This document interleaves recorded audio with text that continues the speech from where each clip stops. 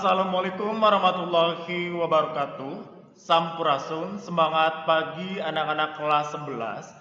Hari ini mata pelajaran PPKN kita akan belajar materi tentang menelaah ancaman terhadap integrasi nasional.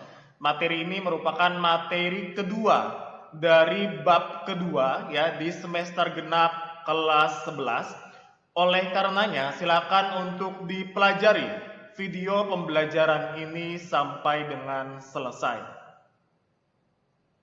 Anak-anak, adapun tujuan pembelajaran dari materi menelaah ancaman terhadap integrasi nasional, yang pertama, setelah mempelajari materi ini, kalian diharapkan mampu untuk bersyukur kepada Tuhan Yang Maha Esa atas nilai-nilai yang membentuk kesadaran akan ancaman terhadap negara dan strategi mengatasinya berdasarkan asas Bhinneka Tunggal Ika.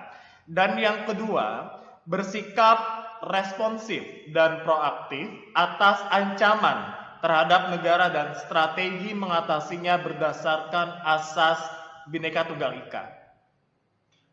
Anak-anak, kita perlu refleksi kembali ya terkait dengan materi yang pernah kalian pelajari di kelas 10 semester genap, yaitu tentang ancaman terhadap integrasi nasional.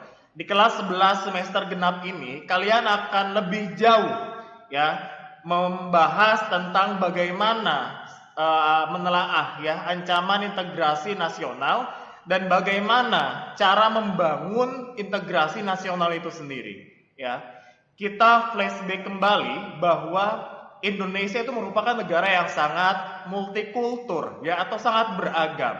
Ya, keberagaman tersebut tidak hanya terbatas pada suku, ya, bahasa, agama, ya, kebudayaan. Akan tetapi, ya, Indonesia merupakan negara yang sangat luas, ya, dan terbentang dari Sabang sampai dengan Merauke. Oleh karenanya, dari banyaknya keberagaman tersebut, dari luasnya Indonesia, maka akan muncul atau timbul yang dinamakan dengan ancaman, tantangan, ya, hambatan dan juga gangguan, yang justru hal tersebut dapat menjadi ancaman bagi bangsa Indonesia. Dari hal tersebut, ya, kita perlu mengetahui, ya, bagaimana upaya yang dapat kita lakukan atau strategi yang mesti kita lakukan dalam mengatasi berbagai macam ancaman tersebut terhadap integrasi nasional.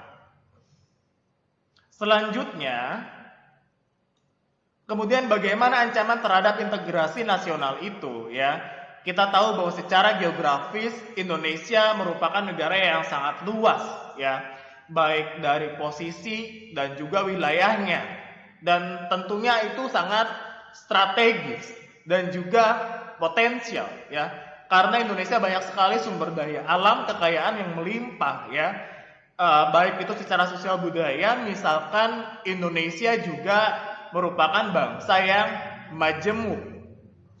Karena sudah disampaikan bahwa banyak sekali keberagaman ya kebudayaan yang ada di Indonesia, ya. Berdasarkan hal tersebut dilihat dari sisi strategis Indonesia yang diapit oleh berbagai benua, ya, dan juga samudra. Terus kemudian karena Indonesia juga merupakan negara yang majemuk, ya, maka itu menjadi hal yang sangat krusial dan perlu tanggulangi bagaimana caranya supaya kita untuk bisa mengatasi, ya, berbagai macam ancaman, ya, baik berasal dari dalam maupun dari luar negeri, ya. Adapun untuk ancaman itu terbagi menjadi dua. Yang pertama ada ancaman militer, ya. Yang kedua ancaman non militer, ya. Ancaman militer berarti ya identik dengan senjata misalkan, ya, gitu, ya, alat-alat yang dengan pertempuran. Lain halnya misalkan dengan non militer, berarti ancaman tersebut berasal dari hal-hal yang tidak berkaitan dengan ancaman militer, seperti itu, ya. Yang selanjutnya, Kemudian bagaimana berbagai macam ancaman tersebut di bidang apa saja ya. Yang pertama ada di bidang ideologi. Bentuknya apa? Ada komunisme dan liberalisme ya. Bagaimana paham komunis dan liberal itu berkembang misalkan di Indonesia ya. Yang pertama misalkan dulu seperti ada PKI misalkan ya, Partai Komunis Indonesia ya, terus kemudian liberalisme yaitu paham yang menganut terhadap kebebasan pada individu ya, itu juga menjadi hal yang sangat penting ya, bagaimana paham-paham ideologi itu dapat berkembang ya di negara kita. Yang kedua ada ancaman di bidang politik ya. Bersumber dari mana? Ancaman di bidang politik itu dapat bersumber dari dalam maupun luar negeri ya. Yang pertama misalkan apa? Provokasi ya, upaya seseorang untuk bisa memberikan dampak atau pengaruh ya terhadap suatu kebijakan misalkan terhadap orang lain sehingga itu dapat menimbulkan sebuah permasalahan dalam bidang politik ya. Yang kedua adalah blokade ya, bagaimana upaya masyarakat misalkan untuk istilahnya kontra misalkan terhadap suatu kebijakan ya, misalkan dengan aksi, demonstrasi dan lain sebagainya, itu merupakan salah satu bentuk ancaman di bidang politik ya.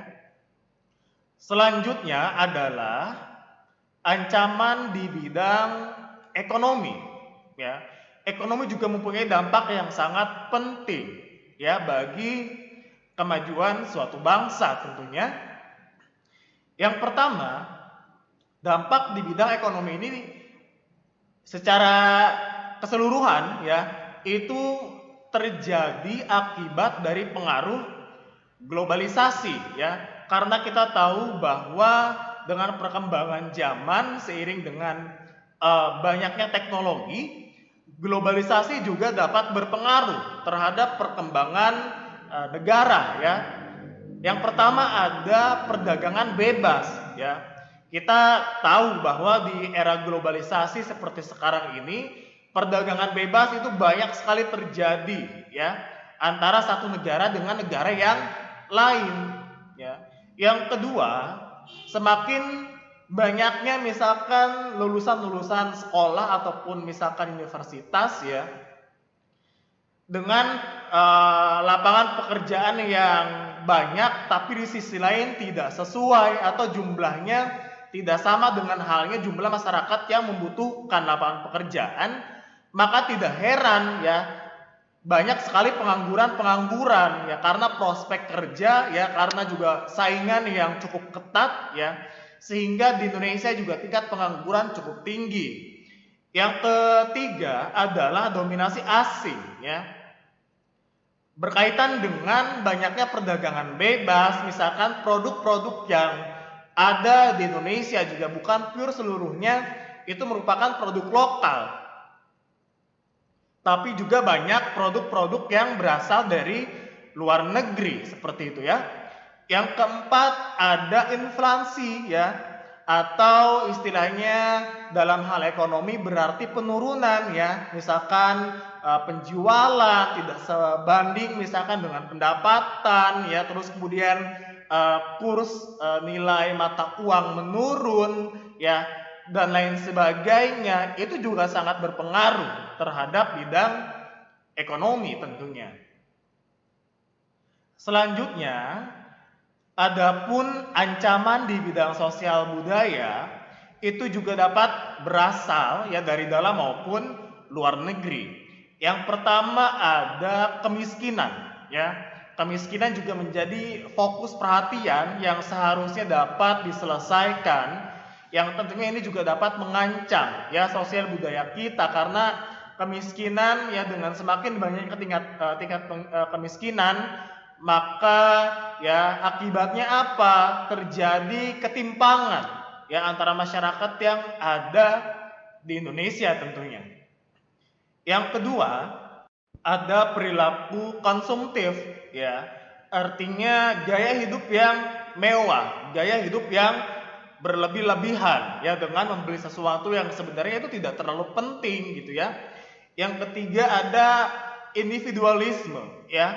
Kita semakin dengan perkembangan zaman, Indonesia masyarakatnya sangat individual gitu ya, apa-apa sendiri misalkan ya seperti itu, ataupun merasa tidak perlu atau membutuhkan orang lain ya, misalkan seperti ketika sedang berkumpul ya, terus kemudian ternyata teman di antara kita semuanya memegang handphone ya gitu ya, artinya hal tersebut yang menjadikan bahwa ya menjadi ancaman terhadap bidang kita, terhadap kehidupan kita seperti itu. Yang keempat ada westernisasi. Ini juga menjadi penting ya, karena pengaruh dari barat itu sangat berdampak ya, tidak hanya terhadap misalkan banyaknya pengaruh luar negeri di bidang makanan misalkan, tapi juga dilihat dari misalkan K-pop ya, terus kemudian drama-drama Korea misalkan, itu juga pengaruh dari luar gitu ya. Nah, bagaimana cara kita untuk bisa mengatasi hal tersebut ya, artinya kita harus dapat memfilter ya. Yang kelima adalah pudarnya gotong royong ya. Kita tahu bahwa Indonesia identik dengan kegotong royongannya ya, ramah tamah ya, terus kemudian istilahnya ya persatuan Indonesia gitu ya, bagaimana caranya kita dapat bersatu gitu ya, misalkan kerja bakti. Tapi hal tersebut dapat menjadi tantangan di era sekarang karena semangat gotong royong di masa kini itu sangat minim gitu ya, walaupun misalkan ada organisasi kepemudaan yang selalu membuat agenda untuk gotong royong ya, tapi tidak banyak masyarakat yang ikut andil terhadap kegiatan tersebut gitu ya. Yang keenam ada lunturnya nilai keagamaan ya. Ini juga menjadi problem tentunya ya, karena Indonesia juga merupakan masyarakat yang beragama ya. Banyak agama dan juga kepercayaan yang ada di Indonesia ya. Bagaimana kita sebagai umat beragama untuk bisa memfilter hal tersebut ya, berbagai macam ancaman yang datang dari dalam maupun luar negeri, sehingga agama dijadikan sebagai pondasi kita ya dalam berperilaku tentunya. Yang selanjutnya ada ancaman di bidang pertahanan dan keamanan ya. Ini umumnya biasanya berupa ancaman di bidang militer ya, misalkan agresi ya, seperti pemberontakan PKI ya, DITII, terus kemudian yang kedua pemberontakan bersenjata ya, terus kemudian teror bersenjata seperti terorisme misalkan ya, terus kemudian ancaman di laut dan udara ya, terus selanjutnya ada konflik komunal ya, konflik antar satu suku misalkan di daerah ya, berkaitan dengan hal-hal yang mungkin menjadi permasalahan yang kemudian mengakibatkan bentrok ya antara suku, misalkan suku satu dengan suku yang lain seperti itu. Anak-anak, itu dia materi tentang menelaah ancaman terhadap integrasi nasional ya. Perlu kita garis bawahi bahwa kita sebagai warga negara Indonesia yang baik, kita perlu menunjukkan sikap yang responsif ya, dan juga proaktif terhadap berbagai macam bentuk ancaman terhadap integrasi nasional, terhadap keutuhan bangsa kita, yang tentunya hal tersebut sangat berdampak terhadap persatuan dan kesatuan bangsa.